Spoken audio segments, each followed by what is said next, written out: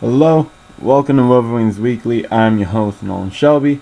So, we won again. I don't think I've ever said that. I have. Who am I kidding? But,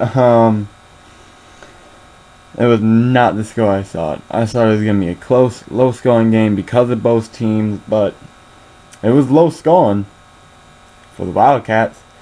Of course, Michigan won 38-0. 3 straight shutouts, first time since 1980.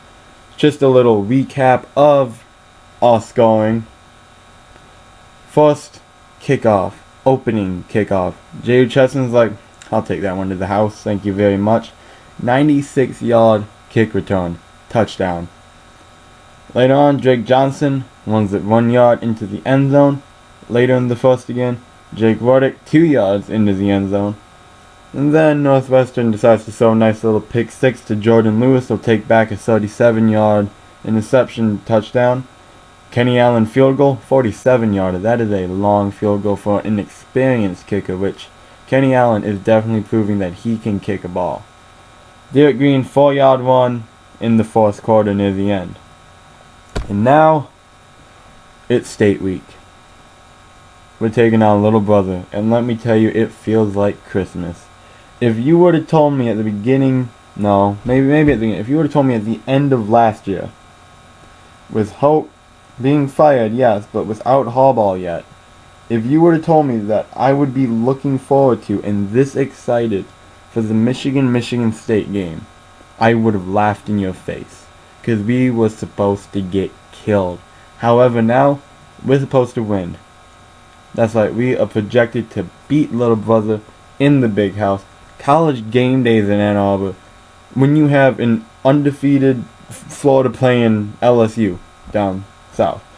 It's like, that shows how good we are. Now, of course, Michigan State, it's not like playing Maryland. We're playing a good 7th-ranked Michigan State team who's 6-0. They've beat Western Michigan, Oregon, Air Force, Central, Purdue, Rutgers. However, they nearly lost to Purdue. They nearly lost to Rutgers. They nearly lost to Air Force. And it was, I'm not saying that it was nearly lost, but it was a close game in all of those, including Western Michigan. And, I mean, now they just got their hands full. They have the best defense, in my opinion, that we're playing. They got to go up against it. You know, obviously, we're very disrespectful when it comes to this, according to D'Antonio. They've got a chip on the shoulder. I don't know how they've got a chip on the shoulder, but they do. Obviously, beating us last year by how much they did gives them a chip on the shoulder. But I'm liking our chances, honestly. And I was talking to my friend about this. I'm not being biased, and he wasn't being biased. He doesn't root for either team. He says Michigan's going to win. Just because we are on a roll. We are only getting better. Harbaugh is just beginning the Harbaugh effect. With Mark D'Antonio and the Spartans, they're injured. And, you know, it's the Wolverine way to take advantage of that. We are going to knock them further down onto their asses than they already are. And I can't wait. I want to be there on Saturday. I want to be going crazy. And my prediction for this week, obviously I've never really been close. And my prediction is 28-21 Michigan. I think we are going to let them score. I think it's going to be a close game, and I think we're going to be able to hold them to just 3 touchdowns. And I think it's going to be a close game the entire time. Tie game going into the first quarter. 2 or some minutes left. It's a touchdown pass. We get into the end zone. And then our defense does what they do, and they hold State again.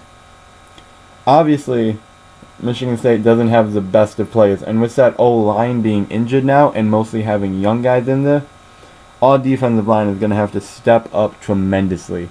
I mean, they already have stepped up tremendously, but now they got to put on the pressure. This is where it counts. If we can get to Connor Cook, that's the game. If he can't throw the ball, he can't do anything. We know that we have great run defense, so it's not like they're going to be able to hand it off. They're going to be scared to do that. Now again, Michigan's going to, like I said, have to take advantage of those injuries. Because there's a young and injured O-line, we got to stop blitzing. And on the offensive side of the ball, they have an injured secondary, a young secondary. We got to take advantage of that. Ruddick is a skilled player. He's just kind of fitting into the shoes midway point of the season, which I expected him to. And he's kind of gotten more comfortable with passing and running. So I think that if we can take advantage of their disadvantages, this one's in the books. And it's going to be an amazing atmosphere. And like I said earlier, it feels like Christmas morning. It feels like Christmas. And I don't think I've been this excited for Michigan football since, I don't even know. I think the last time I was this excited for a game was Under the Lights 2 against Notre Dame. The last one at the Big House. I think that was the last time I was this excited. That was the last time when we had potential. And then it kind of went away, and I think so did all of our hope. And then the prodigal son returned home, and it's been a complete turnaround, and I couldn't be happier. Couldn't be happier to call myself a Michigan fan. And on Saturday, when little brother steps up into the Big House, they're going to be scared. You know Marky Mark is scared of Big Bad Jim. And I think they're going to be scared. And I think Michigan will take back what's rightfully theirs in both the state and Paul Bunyan. So, I leave you with that. So go blue.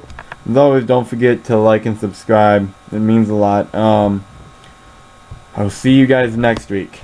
Go blue.